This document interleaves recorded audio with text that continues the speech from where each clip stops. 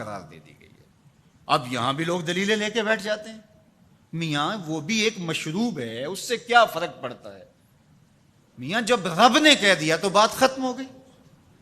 ایک یہودی کے پاس ایک مسلمان مہمان ٹھہرا تو اس نے انگور پیش کیے، تو اس نے بڑے شوق سے لیے، تو تھوڑی دیر کے بعد وہ شراب لے آیا۔ اس نے کہا استغفر اللہ، میں مسلمان ہوں، میں شراب نہیں لیتا۔ تو اس نے ہنس کے کہا یہ جو انگور آپ نے کھائے ہیں شراب اسی سے کشید ہوتی ہے۔ تو اس مسلمان نے کہا کہ آپ کی اہلیہ کدھر ہے؟ تو وہ اپنی اہلیہ کو بلا لایا، تو کہا آپ کی کوئی اولاد بھی ہے؟ کہا ہاں میری بیٹی ہے، اس کو بھی بلا لاؤ۔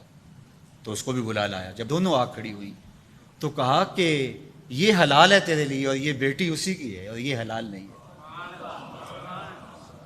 تو جب اس یہودی نے یہ بات سنی فقال اشہد ان لا الہ الا اللہ وحدہ لا شریک لہ واشہد ان محمدا عبدہ ورسولہ۔ کہا اتنی خوبصورت دلیل، اتنی خوبصورت دلیل۔ کہا انگور سے شراب نکلی ہے تو شراب حرام کیوں، انگور حلال کیوں؟ تو کہا مجھے یہ بتاؤ کہ تمہاری بیوی تمہارے لیے حلال ہے، تمہاری بیٹی تمہارے لیے حرام کیوں؟ کہا بات سمجھ میں آ گئی۔ تو میرے رب نے، بعض کا تو اس کی حکمتیں ہمارے علم میں نہیں ہوتی، اور حکمت نہ جاننے کی وجہ سے ہم کہتے ہیں کہ یار یہ بات سمجھ میں نہیں آتی۔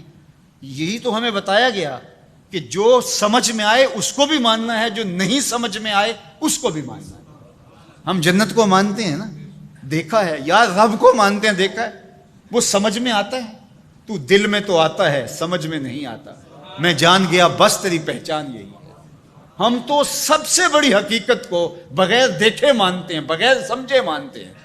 ادراک فہم کی حدود سے ورا ہے، عقل و خرد کے دائروں سے ورا ہے، لیکن اس حقیقت کو ہم مانتے ہیں تو اس کے کہے ہوئے کو کیوں نہیں مانیں گے؟